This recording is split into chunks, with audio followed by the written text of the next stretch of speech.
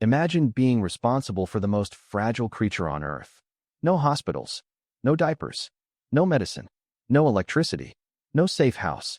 Just a tiny human who can't walk, can't talk, can't feed itself, and can't survive even a single day without constant care.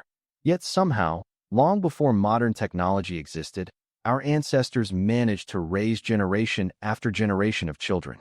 In fact, they did it so successfully that every person alive today is descended from those survivors. So how did ancient humans keep their children alive? The answer reveals something surprising about human psychology and the way our species evolved. Unlike many animals, humans enter the world incredibly dependent. A young deer can stand within hours. Many birds become mobile within weeks. But a human child requires years of protection before becoming independent. At first glance, this seems like a terrible weakness, but it may actually be one of humanity's greatest strengths. Because human babies are born before their brains are fully developed, much of their learning happens after birth. This allows children to adapt to almost any environment, culture, or way of life. The cost, however, is extreme vulnerability. Ancient parents faced a difficult challenge. Every day brought dangers that modern families rarely think about. Harsh weather, disease, accidents, and predators all threatened a child's survival. To overcome this problem, humans developed a strategy unlike almost any other species. They turned child-rearing into a community project. In many early societies, a child was not raised by two parents alone. Grandparents, siblings, relatives, and trusted members of the group all shared responsibility.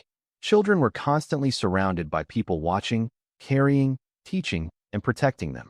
From a psychological perspective, this created something powerful, a network of attachment. Human infants evolved to feel safest when close to other people. Physical contact lowered stress levels and helped regulate breathing, temperature, and emotional responses. Even today, a crying baby often becomes calmer when held. This reaction is deeply rooted in ancient survival instincts. For our ancestors, closeness wasn't simply affection. It was protection. Food was another challenge. Before modern nutrition, keeping a child fed required enormous effort. Parents and caregivers spent much of their day gathering, preparing, and sharing food. A child's survival depended not only on a mother's resources, but on the resources of the entire group. This is where older generations became especially important.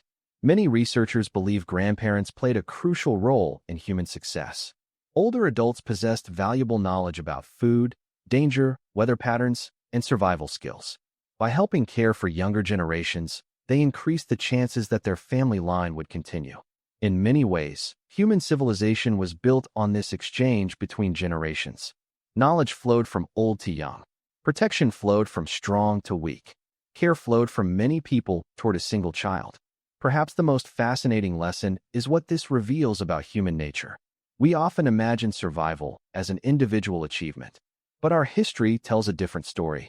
Humans succeeded not because we were the fastest, strongest, or most dangerous animals. We succeeded because we cooperated. For thousands of generations, raising a child was never the responsibility of one exhausted person. It was the responsibility of a community. And that ancient reality may still be reflected in our psychology today. Deep down, human children are designed to seek connection, and human adults are designed to provide it. The story of how ancient humans kept their children alive is ultimately the story of how our species survived itself, not through independence,